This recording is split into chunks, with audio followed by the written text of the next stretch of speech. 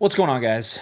This is going to be kind of a rant a little bit. I don't have a specific structure, so I'm just going to kind of talk about what we've been seeing recently and kind of what we've been noticing within like me coaching our students and kind of what we've been seeing. And so in this video, I kind of want to talk about why people self-sabotage and why they're not closer to their original goals. And one of the biggest things that I see is that people find what they're looking for. And so what I mean by that is they basically look for a reason to not be successful. And so then they find that reason and then they're not successful. And so I really think it's just something that holds so many people back, because if you find something or you're looking for something, you're going to find it, right? And so it's kind of like if you're about to buy a new car, or let's say you buy a new car. You buy a new car and then everywhere you look, you see that car. Now, you didn't see it before because you weren't really looking for it, right? But now that you're looking for it, you see it everywhere that you go. And this is the same way our beliefs shape our actions and shape the way that we think about things. And so if we believe that we're not going to be successful, or, this program is not going to work for us, or something's not going to work for us, or this won't work for my type of business, or this won't work for my area and where I live, then you're going to find a reason for that to make work, or you're going to find a reason for that to be the truth at the end of the day. And it's kind of like if you're looking for negativity in the world, you're going to find negativity in the world. If you're looking for positivity in the world, you're going to find positivity. If you're looking for people who are successful, you're going to find those. If you're looking for people who are unsuccessful, you're going to find those people. And I just think a lot of times we get in our own head, we self-sabotage because we don't believe that we can be successful, or we have some sort of limiting belief around ourselves that we can't be who we say we want to be.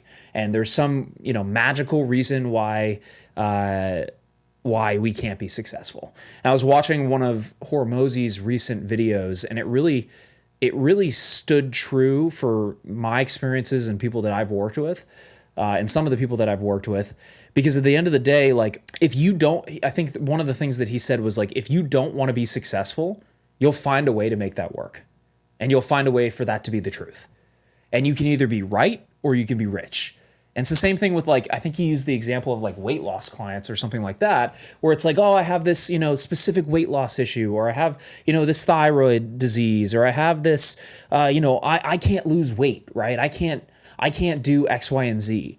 And the truth is those people can lose weight, because if you just eat less than you're burning and you're in a calorie deficit, then you're going to lose weight. It's the same thing with business. If you talk to enough people who are your ideal client, a percentage of those people will turn into clients, period. There's no ifs, ands, or buts about it. If you talk to enough people who you can help, who's in your ideal market, who is your ideal customer, you talk to enough of those people, it is inevitable that you will close a deal. That's just how it is. And I think sometimes we just get in our heads about things, and we think that, I don't know, I just think that I think that we just get in our own way because we want to believe that it's not, we can't be successful, or we want to find a reason to make ourselves feel better about not being successful. Because when you really look at it, and this is something that I've had to do in my own life recently too, is when you really look at it, the reason we're not successful is really just because we're not good enough. And that's a really hard pill to swallow for me. It's a hard pill to swallow for our clients. It's a hard pill for anybody to swallow. Is sometimes we're just not good enough. All of us just need to be better, right? Or we're just not good enough at a specific skill at the end of the day. And I think we would rather make ourselves feel better by saying that, there's some external thing that is outside of our control that's keeping us from being successful, when in reality it's not. It's us, right? We're just not good enough. And the other thing too is I think we just don't have high enough standards for ourselves and for the people around us. This is something that I'm going through right now, transparently, where I have allowed actions from the people around me that are not at the standard that I should have them at. And the only reason that the people around me are at these, or taking these actions, or performing this way, is because I didn't set the bar high enough, which is my fault. And one of the interesting things I think about running a business is all of the wins are your team's. All the wins go to your team, but then all of the blame and all of the problems fall on you. So like you become responsible for all of the problems in the business, whether or not you actually did the thing or not. So like if one of my team members messes up, that's on me, right? If they say something to a prospect or say something to a lead or say something to a client, like ultimately it's my fault at the end of the day. And whether I had anything to do with it or not, it's my fault.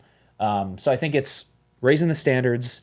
And then I also just think it's looking for reasons to be successful as opposed to finding reasons why you can't be successful. Because at the end of the day, everybody can be successful. And some people start further back from the starting line than other people, for sure, 100%. But at the end of the day, I think you have to, if you start further back, you just have to realize you're going to have to work a lot harder than everyone else at one thing or another. Like there's going to be some things you're really good at, and then there's going to be some things that you need to work a lot harder, like 10 times harder than other people to get to at least the standard of what's accepted. And a lot of people don't want to think that. They just want to say like, hey, I'm disadvantaged. I have this problem. I have this issue.